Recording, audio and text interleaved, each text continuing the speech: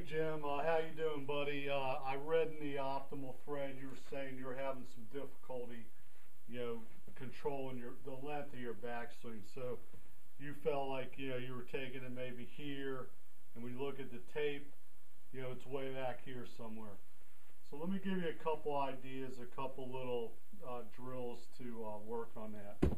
So basically, the way you generate speed in the golf swing and power too is, let's say we start here at the shaft parallel to the ground or last parallel. This would be like a 6 o'clock position. That would be 4:30. That'd be 7:30. So you could sit there and work on that. Start here and go ahead and hit. So I have a mat here. It has a spring base here, so I can hit down, and it doesn't give me a whole lot of vibration into my body. So it's kind of similar to what the ground feels like. Just makes a lot more noise.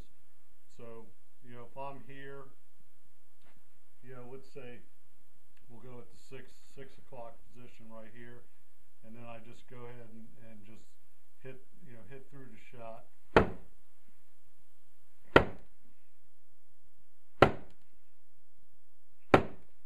So you go 4:30.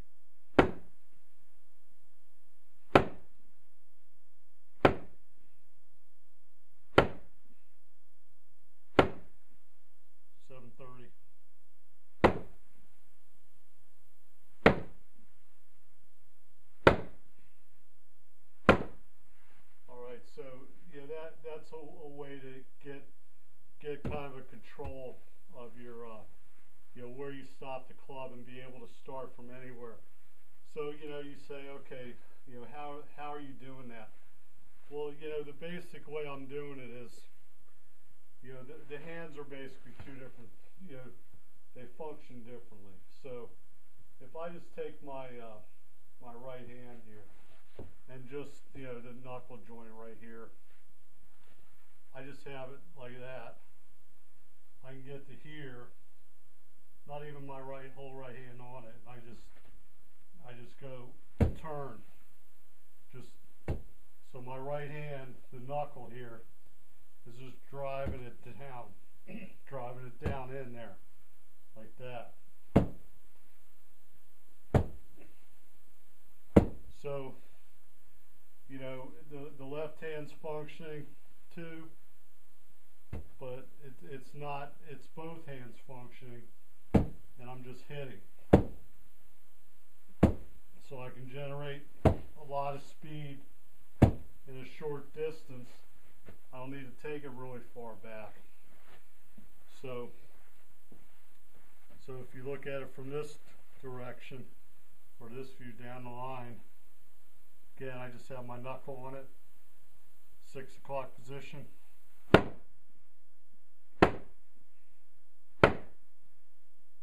4:30.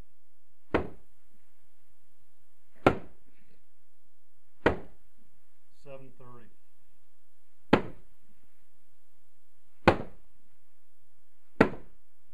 Okay, so that kind of shows you, how the left and right hand function. Now, I think what your vision of the swing is you're going to rotate the body. So I think what you're thinking you're going to do is you're going to get to here, and then the body's going to lead, and then you're going to rotate in, okay? Well, what happens when you do that is you get up to here, then you go, okay, I'm going to lead with the body. Well, you lead with the body, and then you're here, and then you just can't do anything with it if you have that vision of that your body's leading and both your hands function in the same way. So if I'm like this, I'm leading with my body, and I rotate. It's just, you just can't generate any speed or power doing that. Okay, plus you're just stuck. You're stuck and you just can't do much with it. So what I would prefer, I'll kind of demonstrate that if if I'm like this, my whole body's leading, I'm like this, and then I try to rotate.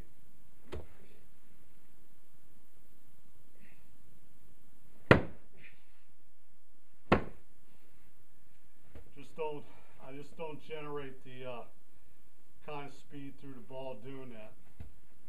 Now if I get to here, like same kind of position, instead of being straight like this, now I move my hand closer into my body and create some angle here. And then, you know, instead of trying to just turn my whole body, just take this right knuckle here and just use that angle and just hit. Just power it through.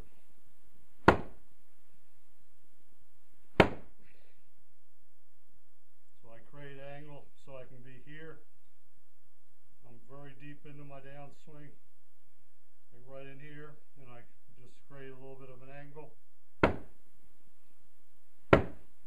Still just powering through with this. So hope this helps. Hope that you can see kind of what's going on with the golf swing. It's not a motion where you want to go like this and then you go, okay, I'm going to start my lower body. Well, your arm's going to keep going back, and then you have nothing. You have no power, no anything. All right. Instead of, you know, when you get to here, think of, you know, my hand's going to start it. So wherever I decide I want to stop it, you know, this knuckle can just start it. So just here, you know, you can stop here. Doesn't matter. Wherever you want to stop, that's where it is. Okay. So, you know, really, you know, be aware of your arms and your hands, man. You know, you got such long arms. You know, I would use that. You know, use that to your advantage. You know, you got, you know, this big wingspan. You can get it here and just get it out here and just power through instead of getting some vision of, you know, I got to control my body. My body's going to lead. I'm going to go like this, and I'm going to, you know, and then my club's just going to run away and, you know, be totally out of control. And you won't be able to stop it where you want it. You know, and that's important. You know, there's certain shots. You know, obviously, you know, if I stop my swing here, you know, let's say I'm going to go at the 430. Stop it right here, and then I get in and I can generate, you know, a certain amount of speed in that distance. You know, and obviously if I get it up here, create an angle like here, and then go ahead and go through.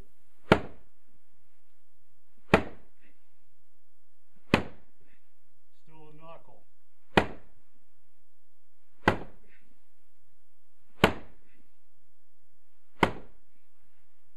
And generate, you know, more force, more speed. So obviously the length of the backswing does affect the maximum speed you can generate. And just want you to see how I'm generating the speed. Okay, generating with my hands, and because, you know, it's so efficient how I'm creating the speed. It's very simple. Okay, so hope this helps, Jim. So have fun with it. Like I said, I like that you're